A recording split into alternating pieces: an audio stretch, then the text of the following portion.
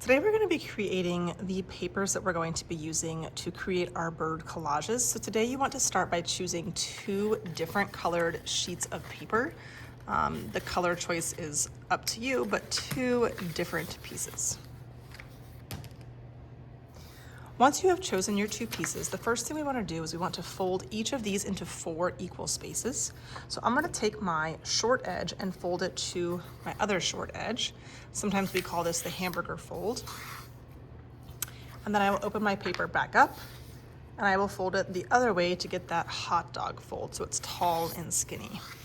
And once I crease it, I get these 4 equal-ish sections. If yours are not perfect, it does not matter. I'm going to do that to both of my papers.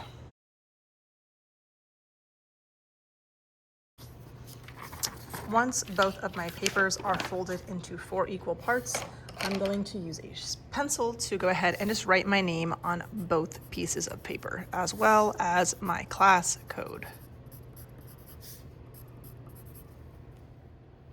I'm now ready to begin adding texture. The side that has my name on it, that is the back, so I want to make sure that I flip that over to the other side. And while I'm working, I'm also going to make sure that I'm working on a messy mat, because sometimes when we're using the Sharpies, it will bleed through this copy paper.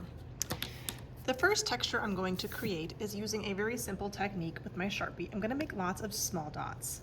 Now, the rule today is you don't want to be making the dots hard. If you do that, it will damage the tip of my Sharpie. So if you're making dots, you're trying to do them somewhat quietly. If you can hear the dots, then you are hitting them too hard. So you can move fast, but you need to be gentle so that the dots are not damaging the Sharpie. So again, slow and steady wins the race, not a woodpecker on the table. Once I'm done creating lots of little dots, make sure you kind of go over towards those folded edges. Some kids get stuck just right in the middle. You want it to really fill up your whole space. Then you are going to move on to the next section. In this next section, you want to hold your marker kind of far back because you don't want to be drawing these very harsh, dark lines. You're trying to make your lines kind of wispy and light. So I'm going to try to barely touch my marker to my paper as I kind of drag it to the bottom. And sometimes when I'm trying to barely touch it, there's some parts where it kind of doesn't draw, and that's exactly what we want. We're kind of just making some very kind of light, loose, kind of wavy lines towards the bottom of your paper. You can also go up, but I'm trying to be super gentle when I'm drawing these lines, so I'm not really touching the paper the entire time.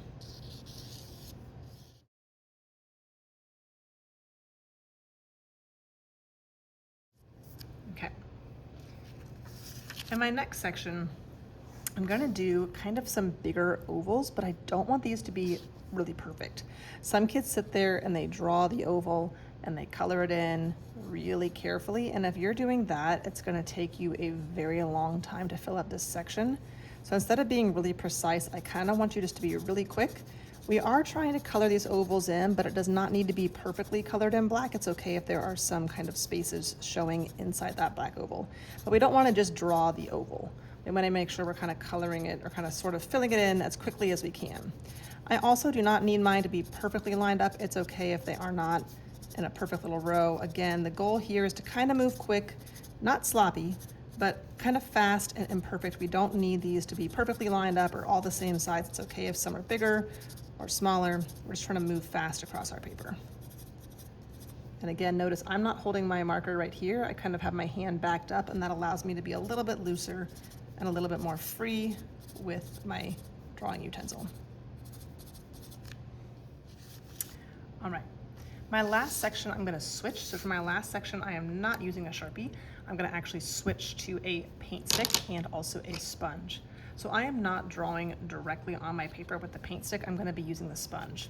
When I do this, I find it easiest to take my paint stick, open it up, and leave the paint stick sitting on the table. Some kids have tried kind of just like dabbing it. That's not gonna get much paint stick on there. You kind of have to pinch it a little bit and just wipe it a couple times, kind of back and forth, to get a little bit of that black paint stick onto your sponge. This is supposed to be kind of a wispy technique, so I don't want to smudge really hard. I'm kind of just lightly, not very hard, kind of just dragging that black across my paper. If it feels like mine is getting a little bit kind of out of the paint, I'm just gonna go back and get a little bit more. But again, I don't really want this to be super black.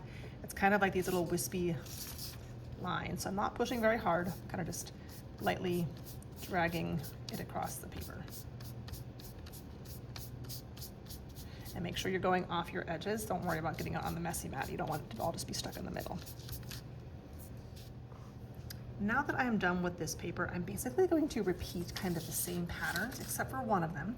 But I'm gonna start with the dots and the lines, and then we're gonna change up this last pattern for something different that I'll show you in just a minute.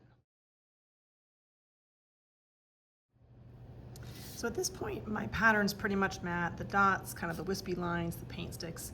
The one I'm gonna change is this one here. Instead of doing this one, we're gonna try one that looks a little bit more like feathers. So to do that, we're gonna do kind of these long, skinny, almost like the letter W. So I'm not gonna make it pointy, I'm gonna do it more rounded. I'm gonna start here, and I'm gonna come down and kind of bump it up, kind of like I'm doing like a W, just over and over and over and over again, kind of this bumpy line. And then I'm gonna start kind of at one of the bumps, or kind of at the edge, and I'm just gonna make these come up, and these are gonna touch the bumps that are kind of above it. I'm kind of just doing this like row of really long, almost like W's, or kind of a bumpy line. And for this one, I'm just gonna keep on kind of going until I end up filling up the whole rectangle.